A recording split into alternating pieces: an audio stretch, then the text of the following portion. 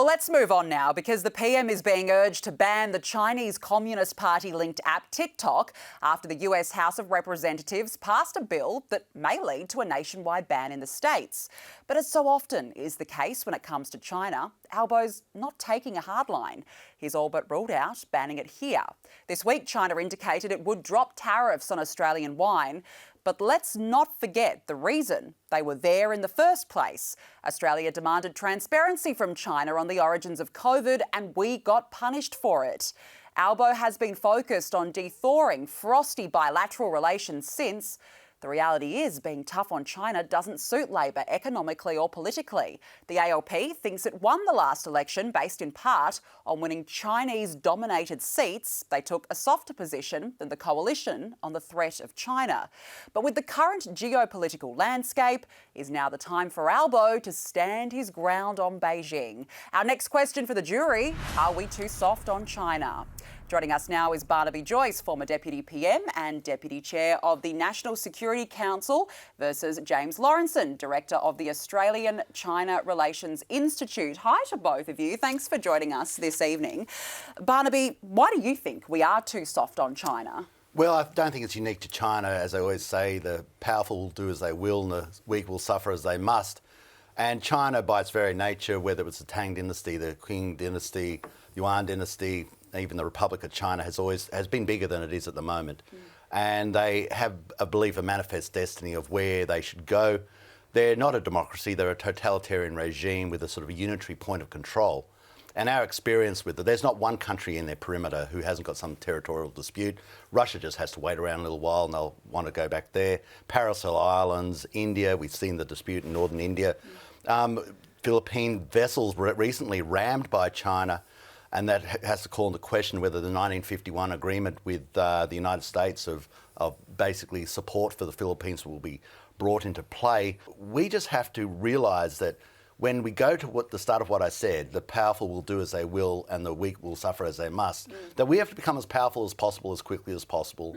And we need a sense of self-dignity to be able to stand behind that. And what we're doing to this nation at the moment, I mean, the China's been clapping all the way all the way to the Forbidden Palace with this, destroying our our electricity capacity, putting all these caveats on us.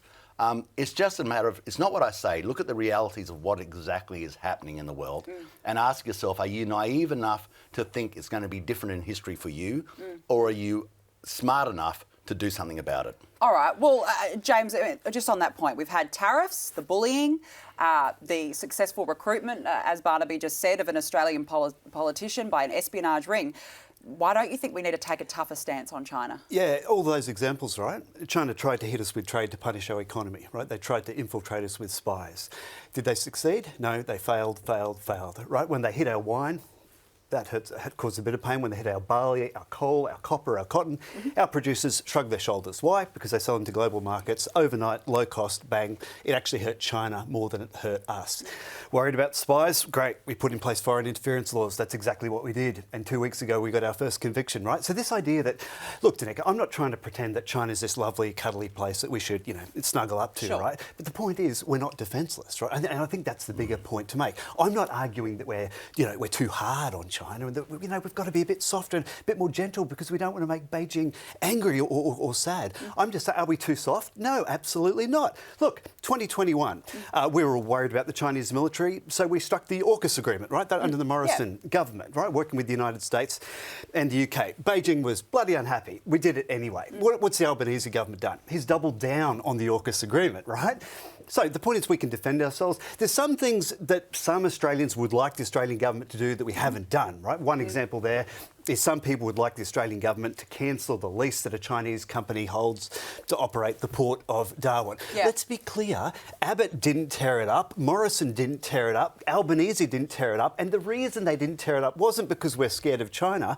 It's because our defence agencies and our security agencies said we could handle the risk. Well, I think that the issue here is we should never have let it through in the first place. I mean, it was, the fact is that, well, the AUKUS agreement is going to look after us. The AUKUS agreement doesn't come into play till about 2040. So we better hold our breath and do a lot of praying between now and then. Barnaby, you're not suggesting China's going to come down through South Asia and invade Northern Territory, are you? I'll take you up on give me that. a break. Not even our Defence Department is saying that. Wang Yi has had visits to Dili, the Solomon Islands, Port Moresby, negotiations with Kiribati, Cook Islands. Now, what do all these countries do? And there's still bloody no Chinese base on any of those places, right? This is the point. We can defend ourselves. This is exactly following the playbook from what the Japanese did. The encirclement of Australia. The Japanese actually had the military posted in those places. They're militarising the South China Sea. They've taken over these islands. The South China Sea, Barnaby, is right next to China. It's not next to Australia. The 9-dash line